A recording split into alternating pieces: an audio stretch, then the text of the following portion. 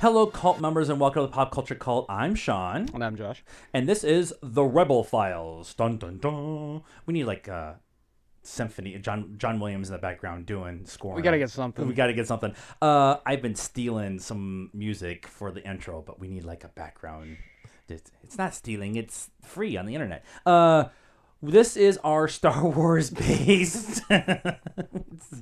Until somebody says I can't use it, I'm just going to keep using it. Sure. This is our Star Wars based show where we talk news, notes, discussions, reviews, and this episode we're going to talk about Palpatine as a father and possibly how he maybe manipulated some things. And anyways, we'll get into it. First, we ask you to subscribe to this channel, hit the bell for notifications. I just had dinner, so I'm going to be belching. And two, we just had a Patreon start. The link is in the description. Please sign up for our Patreon. It's a $1 level to start, so it's really easy. Just go in there, look at it, sign up. It's $1 a month. It's not like it's a huge number. And I mean, realistically, Patreon. Let's think about it here. Anybody, if you enjoy this type of content, if you're on YouTube and you enjoy the content, take advantage of the Patreon opportunities for some of the YouTubers that you guys dig out there. Equipment costs, time costs, editing costs. I mean, the promotional stuff, it does add up. So you're really just helping buffer that for any of your favorite YouTubers. So if you didn't enjoy the content, gives us a chance to do more content. We want to do more cons and movie festivals, and we want to do podcast level stuff, and to host all that stuff we need cashola. Pay my bills. No, not really. So let's get into this. So we were having a discussion a while back, and then we started it again today. And it is a discussion that Palpatine is the actual father of Anakin Skywalker. Yep. And he manipulated the Force, the midichlorians, if you wish, to impregnate Shmi.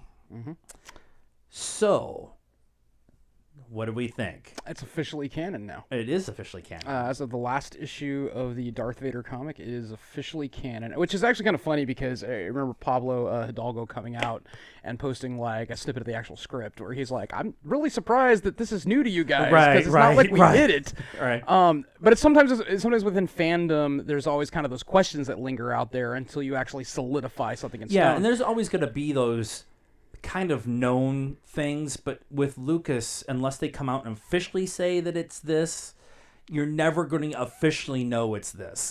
All of us as Star Wars fans pretty much could contrive that this is actually how it all worked, but it's not official until Lucas and the story group says it's official.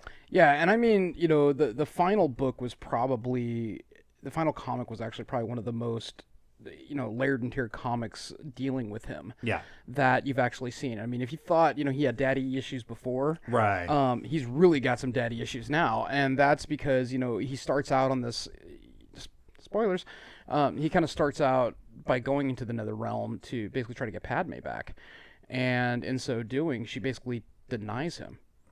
So he's lost her forever, and then, in the midst of that sequence, he learns essentially that Palpatine was the one who essentially utilized Shmi as a birthing chamber, essentially, to bring about this chosen one. To bring balance to the Force. Correct. Yeah, and it was so it was very layered. It was very kind of an emotional comic, extremely well done. And there it is, right there. The speculation is officially settled. Right. Not like they hit it in the first place, but they didn't directly say it. Well, they talk about how Darth Plagueis was actually the one who taught Sidious. The opera scene. The whole opera scene. That whole scene makes the entire prequel trilogy worth it. And I know there's going to be some people who say that differently, but that and some of the lightsaber battles and that scene makes that whole trilogy really, really important to understand.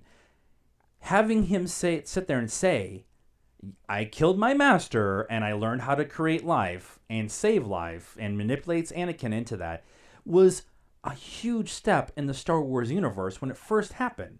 Yeah.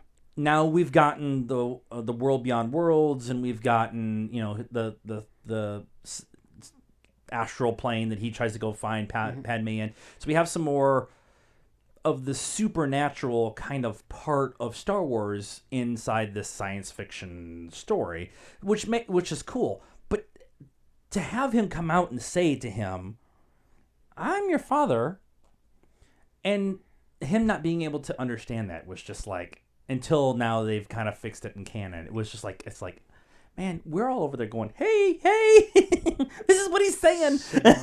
Yeah. No, it's like, you just not here? Yeah. The performance was not that good. Quit paying attention to the performance. Listen to what he's saying.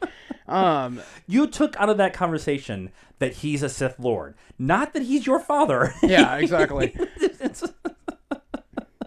Meanwhile, down the road, it takes neural implants for Anakin to figure out. Anakin was an idiot sometimes. Yeah. No, really. But yeah, I mean, nice guy. Well, for a while.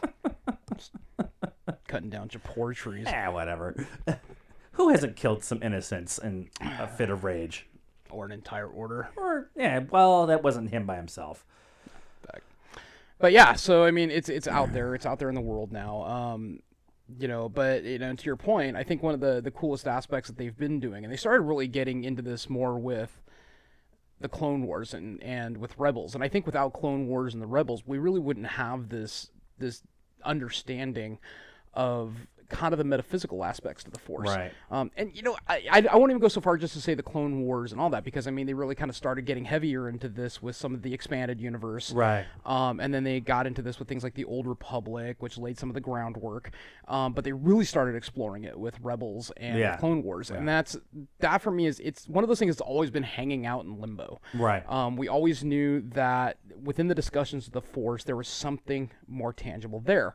And mystical almost. Mystical, right. You have the magician side of the night story, So what kind of is, though, It's what it is. I was shaking my head, yes. But it's much darker than that, you know? I mean, the metaphysical side to the Star Wars universe, you knew that it was deeper when you had, the Force ghosts. Right. You had the end of Return of the Jedi, and you're like, oh, well, that's new. Yeah. So you're like, okay, well, what's more? What goes on after a Jedi dies? They started delving into some of this stuff. So, great work on all of them for expanding this and having everything really kind of tie back. I think in the terms of writers, that's got to be probably the hardest job to do, is to go back and have a complete understanding of lore. I mean, we're all fans, right, like fans, like we know lore to the annoyance of our parents and wives and everything else, and these guys that are eating, breathing, and sleeping it, and they know it to such a point where they can go back at any point, pull out a plot device, expand on it, and have everything interconnect. Yeah. If you got the Star Wars writers and the Doctor Who writers together in one room, yeah, it'd be trippy. It would be trippy. We actually, at Phoenix Comic-Con last year, Del Rey did a Star Wars authors panel, and they had Alan Dean Foster there. They had Chuck Wendig there. They had Jose. He just did Last Shot. Jose. I cannot remember his name. Delina Dawson was there. The lady who wrote the Phasma novel, who just is doing Master and Apprentice. Claudia. Not Claudia Gray. No, not Claudia Gray. The other one. It's like S.K. Johnson or something like that. It's something like that. But they had 7 or 8 of the Star Wars authors who've done books, and Alan Dean Foster, and who was hanging out with Lucas on the New Hope set. But they all talked about in that panel the ideas that they come up with, and sometimes they go to Lucas and Del Rey and say, we want to write this kind of story, and sometimes they come to them and say, we have this particular story point, this timeline point that we want to be able to tell. We need you to expand upon it, write it, then come back to us and then let us fill in some of the gaps, and you can work with a story group to what you can use and can't use in canon and stuff like that. And it was a really interesting conversation, both to listen to their process of writing, but also to listen that they are all like super. Well, Alan Dean Foster isn't, but he's just a sci-fi nerd. But all of them are super Star Wars nerds, and so they know a lot of the canon and lore and stuff forwards and backwards and stuff, and they get even deeper into it when they get in that process. So having them tell this story of Vader and Palpatine and Smee and Pelagius and have it all connect, still have it be canon and make it. I'm trying to figure out how to word it right. Still have it be canon, but also have it work when you bring in new aspects is so hard. And it's so awesome. It's so awesome that they were doing that. Now the question is, they've added this process, this possibility. Can they bring it into Rey's story, since we don't know what her parentage is, and she is Force sensitive? Is she the one who brings the balance against Kylo? Because right now in the universe, there's people who can, if you Last Jedi, however you feel about Last Jedi, the last scene is the most important scene in that whole movie, and there's other Force users out there. So you have Rey, who's obviously very light, and you have Kylo, who's obviously very dark. So was she made by the light of the Force? I think this is warning. This is going to be one of those rare times we actually might disagree. I don't perceive Kylo as being implicitly dark, and I don't perceive Rey as being implicitly light. I see them as both walking that gray area of kind of trying to find which side of the line they actually fall on, because Rey was left in kind of an angry state in Last Jedi. Right. Kylo is left, he's always angry, he's moody, but he's also still kind of playing that thing. You could tell, let me rephrase how I was... Kylo tends to be more dark. Rey tends to be more light. More light leaning, correct. But if you talk about the idea of what Rian Johnson put into Last Jedi, and that is we throw everything that we know that's happened before out the window, and Kylo says, "Forget everything you know. Let it die. Let it die. Kill it if you have to." And everybody starts coming towards the middle, with obviously how Rey handles the Force cave, and then the way that Kylo does not kill his mom because even though somebody else tries to. So I agree with that whole, but is it a possibility that the Force made Rey somehow, and then mom freaked out, and because virgin birth, and it's like it's a new story within Star Wars, and you also have the the kids in Legends, Luke's kids that are in Legends. You know what I'm talking about, the brother and sister. You know what I'm talking about, right? Well, there's. Oh man, I'm totally spaced. It's been a long day, kids, so I know this. There's Jason and Jaina Solo. And all that. Luke's kids, Cade Skywalker, something like that, and they and the other one, and they were, and one was light and one was dark. Yeah, Cade went completely like. Yeah. So it raises an interesting point. Force manipulation is now becoming this new unexplored kind of area. Right. So, and that is a question. You have the resurgence of, you have the New Order that comes back. You have Kylo Ren. Did somebody potentially manipulate? Right. The Force to have Rey. So do you have the Jedi doing kind of what Palpatine did, or the remnants of the Jedi doing what Palpatine did? But we really don't have any Jedi, but we know they're out there somewhere. Right.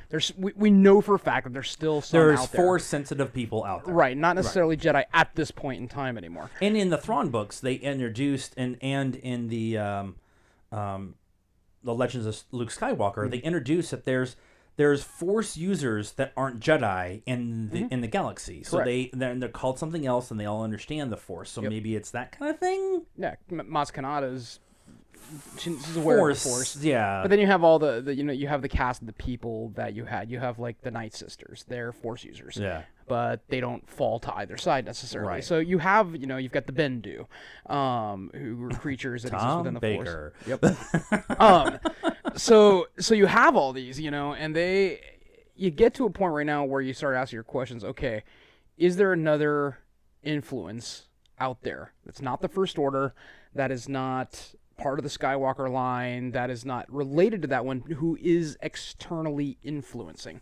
Is it the midi-chlorians themselves, who've basically given a giant finger to the galaxy and been like, yo, we're done, we're fixing this? Right. Are they cognizant to that level? That's kind of what some people are saying that Snoke was. Right. Snoke was that one that that all being that came in and started manipulating the Force in one direction or other. But the way he got kind of punked out of existence, spoilers. Not buying it. There was a theory that came out recently that Snoke was actually the puppet for somebody else. That I can buy into. Like back to Palpatine.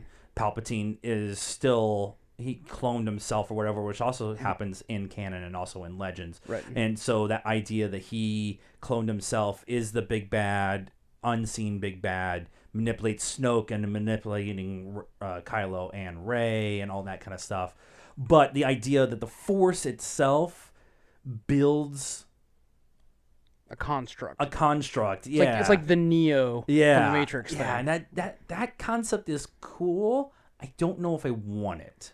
Yeah. I like Rey. I like either Rey being a Kenobi or that her parents were really actually just junk traders and she force pulled out of her crib or something one day and they freaked out and they left her on Jakku. Yeah, I think if you go I don't think J.J. Abrams would do it. I think if you play she was spontaneously arrived by the Force, I think that card's been played. Yeah. They played it with Anakin. Yeah. So I don't think it would make sense to do it again. I understand you have the trope of the balance thing, so what happened to Anakin, it would have to be to the new Redeemer. I still don't buy it. I think if they do it, I think it's a cop-out. I think it's lazy. I think that in order to perpetuate the saga and to keep it moving, there has to be something else there. Something that we don't know of yet and something else that's out there, whether it's the story of who she came from, her lineage as well, or if, again, like to your point, there's an external influence out there that had manipulated. Oh, maybe it's Palpatine himself. Right. Maybe Palpatine is working actually through the Force from beyond and able to actually manipulate. Maybe they actually explain how Sith can be Force ghost. That would be kind of a cool, like something we haven't seen. We haven't seen, and something that's actually possible. If Jedi can do it and manipulate the Force, why can't the Sith do it? Right. Lots of questions that come up, and we start off with this conversation of Palpatine actually officially is the lack of a better term father of Anakin, and you take that conversation, you go this step. Next thing you know, we're having the conversation. Who are Rey's parents? Yeah, we've been having the conversation for 2.5 years, and we're gonna have it for another year. Thanks, JJ. Thanks, JJ. Mm-hmm. So, what do you guys think? Do you think that the Force actually created Rey? Let us know. We know now that Palpatine did manipulate the Force to create Anakin, but what does that mean for other stories within the Star Wars universe and having that concept? Let us. Oh my God, dinner. Let us know in the comments. Also, tell us what kind of Star Wars information talks do you want us to have. Is there something specific? Do you want us to break down pod racing? We can do that. We can. We'll fake it. Let us know. Give us a subject that you'd like us to talk about. Also, please subscribe to this channel. Hit the bell for notifications for all the stuff that we're doing. Sign up for Patreon. Follow us on all of our social media stuff, which is all in the description. Thank you, Vanna. Until next time, cult members, I'm one with the Force. And the Force is with me.